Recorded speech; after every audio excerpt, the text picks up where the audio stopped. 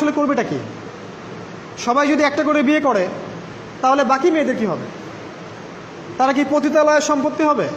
ওদের যৌন অধিকার নাই?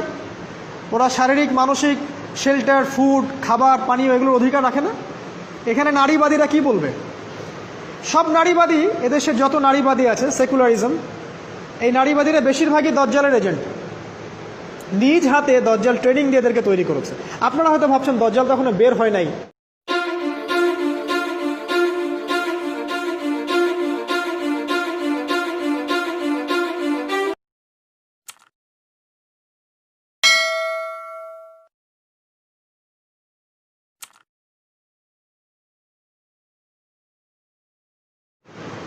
আমরা কি এটা দেখতে পাচ্ছি?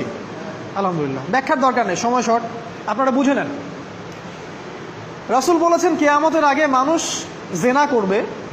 জেনাকে মানুষ জেনা মনে করবে না, মনে করবে এটা অ্যাফেয়ার, ছেলে মেয়ের ক্রাশ। এখন নতুন শব্দ আসে কি, ক্রাশ।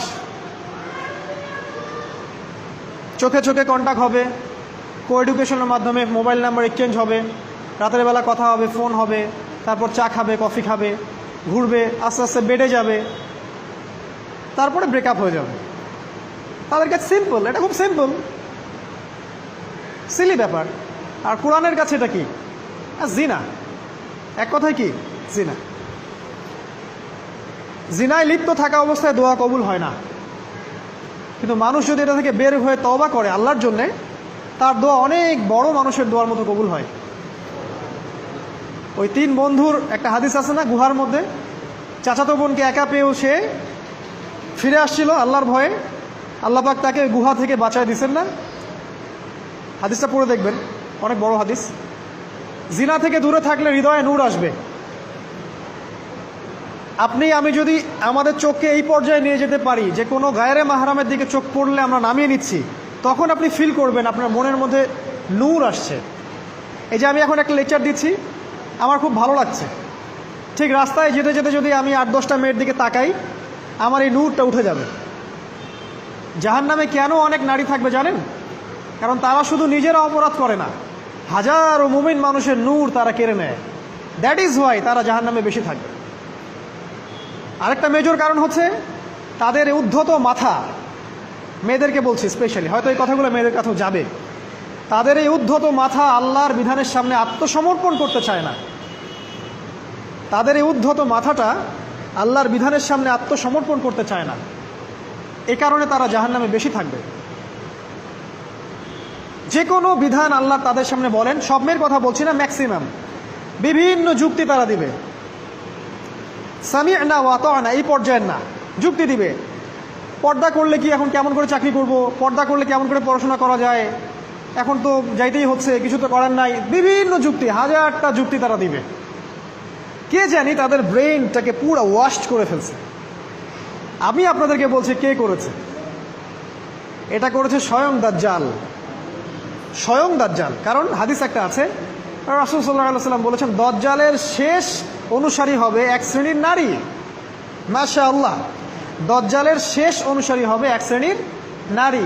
তাদেরকে ঘরে ইসলামিক অনুশাসনে রাখার জন্যে বাবা, ভাই, স্বামী শিকল দিয়ে বেঁধে রাখবে, তারপরেও তারা শিকল ছেড়ে বের হয়ে যাবে, আটকাতে পারবেন না। Because of their mind is brain washed. এ কারণে দেখা যায় তাদেরকে যখন কোনো বিধানের কথা আপনি বলবেন, তাদের এই উদ্ধত মাথাটা আল্লাহর বিধানের সামনে অবনত হতে চায় না, বিভিন্ন যুক্তিতর্ক তারা দেয়। এই কারণেই তাদের সংখ্যাটা জাহান্নামে বেশি হবে। আরও কারণ আছে, রাসূল বলেছেন সারা জীবন তাদের জন্য করবেন। স্পেশালি তাদের উদ্দেশ্য করে বলছি যাদের অ্যাফেয়ার আছে। যতই করেন, যত কিছুই করেন না কেন, আপনি যদি তাকে ভোগ বিলাস এবং পার্থিব সুখ শান্তি দিতে না পারেন, সে আপনাকে চিনবে না এক সময়ে। আপনি যদি আমাদের কথা বিশ্বাস না করেন, লিখে রাখতে পারেন। আর এমনিতে লিগ্যাল বৈবাহিক সম্পর্কেও সারা জীবন অনেক কিছু করবেন, হঠাৎ একদিন কোনো একটা কারণে ঝগড়া লেগে গেছে, তখন দেখবেন সে বলে বসবে সারা জীবন তোমার কাছে কিছুই পেলাম। আমি নারীদেরকে ছোট করছি না, তাদের কিছু কিছু পয়েন্ট বলছি। এইসব কারণে তারা জাহান্নামে থাকবে। আমি একটু এই কথাটা না বললে জাস্টিস হবে না। রাসূল সাল্লাল্লাহু আলাইহি ওয়াসাল্লাম মেরাজে গিয়েছিলেন, আপনারা জানেন। তিনি মেরাজের রাতে অনেক অলৌকিক জিনিস দেখেছেন, নবীদের সাথে সাক্ষাৎ করেছেন, ইভেন আল্লাহর সাথে কথা বলেছেন, আল্লাহর নূর দেখেছেন। এই সময় সবাই তাকে হাসি মুখে সম্বর্ধনা জানিয়েছিল।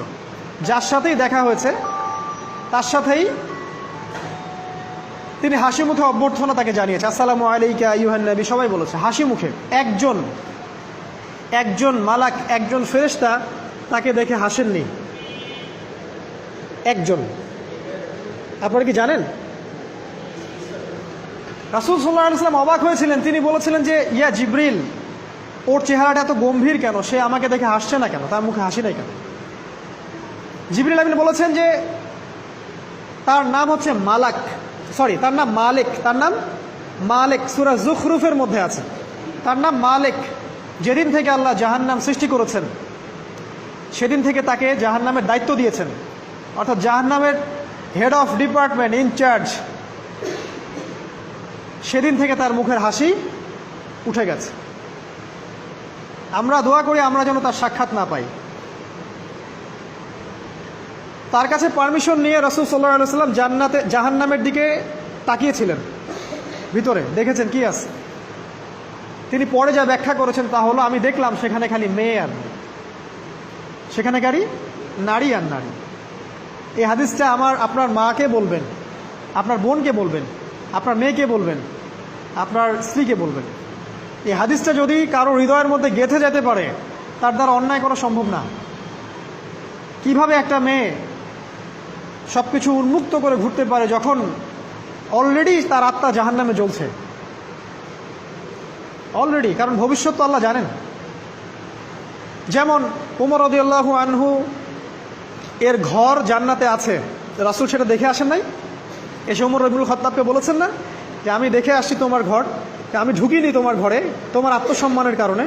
তার মানে তিনি পৃথিবীতে বিচরণ করছেন, ঘর তো জান্নাতে অলরেডি তৈরি হয়ে আছে।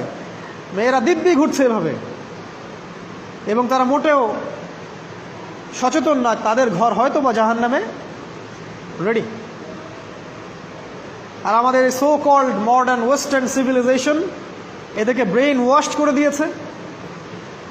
তারা বাজার করছে, তারা নগ্ন হয়ে ঘুরছে, কাপড় পরেও তারা নগ্ন থাকছে, তারা মডেলিং করছে, গান গাচ্ছে, নৃত্য প্রদর্শন করছে, মিডিয়া আসে, তার দেহ লক্ষ লক্ষ কোটি কোটি মানুষ দেখছে। হাজারো মানুষের নূর চলে যাচ্ছে, অন্যের নূর নষ্ট করে জান্নাতে যাওয়া যাবে না। রাসূল সাল্লাল্লাহু আলাইহি ওয়াসাল্লাম যে আলামতগুলো বলেছেন তার মধ্যে অন্যতম একটা আলামত হচ্ছে শেষ জামানায় মেয়েদের সংখ্যা বাড়বে, ছেলেদের সংখ্যা কমে যাবে। ইভেন একটা ছেলে 40টা মেয়ের দায়িত্ব নিবে। এটা আবার ভাববেন না 40টা ওয়াইফ, মা, খালা, নানি, ফুফু সব মিলায় 40। আর সামনে যে মহাযুদ্ধটা হতে যাচ্ছে এরপরে এরকমই একটা অবস্থা হবে যে ছেলেদের সংখ্যা পৃথিবীতে থাকবে না, খুব কম, এবং বেশি বেশি মেয়ে একটা ছেলের কাঁধে চলে আসবে। এখন অবশ্য আমাদেরকে ওই যে পশ্চিমারা শিখিয়েছে একটা ছেলে একটা মেয়েকে বিয়ে করবে। জেনা অনেকজনের সাথে করতে পারে, বাট বিয়ে একজনকেই করতে হবে। এখনো যদি কোনো হুজুর বা কোনো ব্যক্তি, হুজুর না, কোনো আলেম, কোনো স্কলার বা যে কোনো ব্যক্তি দুটা বিয়ে করে, মানুষ মনে করে something is wrong, something is wrong with him. এই লোকের কোনো সমস্যা আছে মনে হয়, এর মানে চরিত্র ভালো না, এর মনে একটা দিয়ে আকাঙ্ক্ষা পূরণ হয় না, something is wrong with him, তাই না? এই চেতনাটা দজ্জাল শিখিয়েছে এদেরকে। একটা ছেলেকে তৈরি করা হয়েছে সে যেন অনেকগুলা মেয়েকে বিয়ে করার ক্ষমতা রাখে, এভাবেই তাকে তৈরি করা হয়েছে। না হলে আল্লাহ কখনোই 4, 3, 2 বলতেন না। হ্যাঁ, যদি আমি সমতা করতে না পারি তাহলে কি একটা কথা বলি, এই সাবজেক্টটা আপনাদেরকে হয়তো কেউ পড়ায় না। একটা বিয়ে করেও একটা ছেলে মিলকেল ইয়ামিন রাখতে পারে। মিলকেল ইয়ামিন মানে হচ্ছে দক্ষিণ হস্তের মালিক। মেয়েটাও জানবে আমি মিলকেল ইয়ামিন, ছেলেও জানবে সে আমার মিলকেল ইয়ামিন। এভাবেও একটা ছেলে একটা মেয়ে সিকিউরিটি, শেল্টার, ফুড সব কিছু পেতে পারে। এটা এখন উঠে গেছে, একটা সময় এগুলো ছিল। রাসূলুল্লাহ সাল্লাল্লাহু আলাইহি ওয়াসাল্লামের একটা ছেলে ইব্রাহিম, রাসূলের একজন ছেলে ইব্রাহিম কার গর্ভে জন্ম নিয়েছিলেন? কার গর্ভে জন্ম নিয়েছিলেন? রাসূলের জীবনী পড়তে হবে A to Z কয়েকবার, কমপক্ষে আর রাহিকুল মাখতুম বইটা পড়তে হবে। মারিয়া কিপ্তির গর্ভে জন্ম নিয়েছিলেন। মারিয়া কিপ্তি একজন দাসী। এই দাসী মানে কাজের মেয়ে না, এটাকে বলা হয় মিলকেল ইয়ামিন, দক্ষিণ হস্ত। পারস্যের রাজা মিশরের রাজা দুজন দাসীকে রাসূল সাল্লাল্লাহু আলাইহি সাল্লামের কাছে উপহার দিয়েছিলেন। তার একজনকে রাসূল সাল্লাল্লাহু আলাইহি সাল্লাম নিজের করে নেন, বিয়ে করে নেন। তার গর্ভে জন্ম নিয়েছিল পুত্র ইব্রাহিম। এই সাবজেক্টটা আপনাদেরকে কে পড়াবে এখন? ইভেন এখন আলেম ওলামাও দুটো বিয়ে করতে ভয় পায়, মনে করে যে সমাজের মানুষ আমাকে কি বলে না বলে। সবচেয়ে বড় কথা হচ্ছে এই কাজ করার জন্য ব্যাকবোন শক্ত থাকা দরকার। ব্যাকবোন মানে মেরুদণ্ড, স্টিলের মতো, তাহলে এই কাজ করতে পারবেন। নারীর সংখ্যা যে বাড়বে, 40 গুণন 1 হবে, তখন এই 39টা মেয়ে কী করবে? এখনও সমাজের মধ্যে নারী পুরুষের অনুপাত 1:4, মানে প্রতি একজন ছেলের জন্য 4টা করে নারী ঘুরছে সমাজে। এটা তো স্ট্যাটিস্টিক, আপনি ইন্টারনেটে গেলেও দেখতে পারবেন। এবং পশ্চিমা কান্ট্রিগুলোতে এগুলো আরও অনেক বেশি, ওদের অনুপাতটা আরও অনেক বেশি। তাহলে এই বাকি মেয়েরা আসলে করবেটা কি? সবাই যদি একটা করে বিয়ে করে, তাহলে বাকি মেয়েদের কি হবে? তারা কি পতিতালয়ের সম্পত্তি হবে? ওদের যৌন অধিকার নাই? ওরা শারীরিক মানসিক শেল্টার, ফুড, খাবার, পানীয় এগুলোর অধিকার রাখে না? এখানে নারীবাদীরা কি বলবে? সব নারীবাদী, এদেশে যত নারীবাদী আছে, সেকুলারিজম, এই নারীবাদীরা বেশিরভাগই দজ্জালের এজেন্ট। নিজ হাতে দজ্জাল ট্রেনিং দিয়ে এদেরকে তৈরি করেছে। আপনারা হয়তো ভাবছেন দজ্জাল তো এখনো বের হয় নাই, ট্রেনিং দিল কিভাবে? আমরা কি ইবলিসকে দেখি? ইবলিস নাই, ওর অস্তিত্ব নাই। এখানে ফেরেশতারা ঘিরে রাখছেন, এটা দ্বীনি মজলিস, কেউ দেখতে পাচ্ছি? তাদের অস্তিত্ব কি অস্বীকার করতে পারেন? দাজ্জালও এরকমই একটা এভিডেন্স, এরকম একটা সোল। সে অলরেডি রিলিজড, সে শুধু মানুষের রূপে আমাদের সামনে আসেনি, সামনেই আসবে। একজন ইহুদির যুবকের বেশ ধরে সে সামনে আসবে। কিয়ামতের এভিডেন্স হচ্ছে নারীর সংখ্যা বাড়বে, পুরুষের সংখ্যা কমে যাবে। আরেকটা এভিডেন্স হচ্ছে নারী পুরুষের পোশাক পরবে, পুরুষ নারীর পোশাক পরবে। পোশাক মানে কি? জিন্স আর গেঞ্জি? হ্যাঁ, এটাও একটা ব্যাখ্যা। ঢাকায় তো জিন্স আর গেঞ্জি চলছে, টি শার্ট।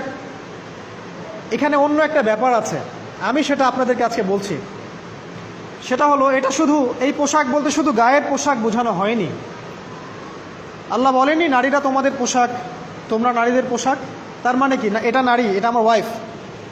নো, কোরআনের আয়াত এবং হাদিসের আয়াতগুলো দুই রকম। মুহকামাত, যেগুলো স্পষ্ট, মুতাশাবিহাত, যেগুলো অস্পষ্ট, যেগুলোকে তাউইল, ব্যাখ্যা করতে হয়। আর তাউইল কারা করবে? যাদেরকে আল্লাহ জ্ঞান দিয়েছেন তারা করবে, সবাই করবে না। তাউইল করার পরেও তারা বলবে আল্লাহই ভালো জানেন। এজন্য আমি বলছি আল্লাহই ভালো জানেন, কিন্তু আমার ব্যাখ্যা হচ্ছে যে এখানে পোশাক বলতে বোঝানো হয়েছে যে মেয়েরা সামাজিক, অর্থনৈতিক, রাজনৈতিক সমস্ত ক্ষেত্রে ছেলেদের নেতৃত্বের আসন নিয়ে নিবে। You are agree with me? আমার সাথে এগ্রি করেন? পরিবার, সমাজ, রাষ্ট্র, সব জায়গায় they will play the functional role of male in society. তারা সমাজে পুরুষের ফাংশনাল রোলটা প্লে করবে, আর পুরুষ নারীর জায়গায় চলে আসবে। ওই যে পিছনে গিয়ে ইয়াস স্যার, সামিয়ানা ও আতোয়ানা, এই হবে অবস্থা। এগুলো কি আমরা দেখতে পাচ্ছি? ব্যাখ্যা করার দরকার নেই। তবে একটা হাদিস না বললে ইলমের জাস্টিস হবে না। সেটা হলো আল্লাহ রাসূল সাল্লাল্লাহু আলাইহি ওয়াসাল্লাম বলেছেন, কোনো কওম ততক্ষণ পর্যন্ত সফল হতে পারে না যতক্ষণ পর্যন্ত তাদের নেতৃত্ব দিবে একজন নারী। হাদিস কি আছে এটা, নাকি বানায় বললাম? তাদেরকে বুখারী খুলে দেখতে বলেন। কোনো কওম, আর রাসূল যখন একটা কথা বলেছেন তার মানে পৃথিবী উল্টে গেলেও কথাটা সত্য হবে, কিছুই করার নাই। এই কারণে পশ্চিমারা এখন খুব ভয় পাচ্ছে, কারণ রাসূল সাল্লাল্লাহু আলাইহি ওয়াসাল্লামের অনেক ভবিষ্যৎবাণী আছে কিয়ামত সম্পর্কে। ওরাও এখন খুব ভয় পাচ্ছে, ওভার কনসিয়াস, যে এগুলো তো হতেই পারে। এটাকে ঠেকানোর যত পদ্ধতি তারা অবলম্বন করছে, কিন্তু লাভ হবে না। প্রতিটা ইস্যু ওদের বিপর্যয় ডেকে আনবে। যে কোনো ইস্যু হোক, সেটা প্যালেস্টাইন বা কাশ্মীর হোক, সেটা আফগানিস্তান বা পাকিস্তান বা বাংলাদেশ বা বার্মা, কোনো ইস্যুই তাদের জন্য কল্যাণ বয়ে আনবে না। যদি কল্যাণ বয়ে আনে শুধু মুসলিমদের জন্যই আনবে, কারণ প্রতিটা অন্ধকারের পিছনে একটা সোনালী সকাল আছে। এটা ওরা জানে না, কিন্তু কোরআন এবং হাদিস এটা আছে। অতএব কেউ ধৈর্যহারা হবেন না, ধৈর্যহারা হবেন না, এবং অধৈর্য হয়ে কোনো ইনিশিয়েটিভ নেবেন না, এমন কোনো ইনিশিয়েটিভ নেবেন না যার কারণে উম্মার ক্ষতি হয়। কারণ সামনে যে সময়টা আসে এটা আমাদের বিজয়ের সময়, ওদের বিজয়ের সময় নয়। All you have to do, আপনাকে শুধু এতটুকু করতে হবে, জাস্ট বি প্রিপেয়ার ইউরসেলফ। নিজের প্রস্তুতি নিজে নেওয়া শুরু করেন, কারো দিকে দেখার দরকার নেই। এবং অবশ্যই collectively as a Umma, as a nation, কিয়ামতের আলামত হচ্ছে নারীর সংখ্যা বাড়বে, পুরুষের সংখ্যা কমবে, নারীরা পুরুষের পোশাক পরবে, পুরুষরা নারীর পোশাক পরবে। পোশাক মানে সোসাইটির ফাংশনাল রোল। মানুষ হালাল হারামের বিবেচনা করবে না, মানুষ জেনা করবে জেনাকে জেনা মনে করবে না, মানুষ মদ খাবে মানুষ মদকে মদ মনে করবে না। হারা গেছে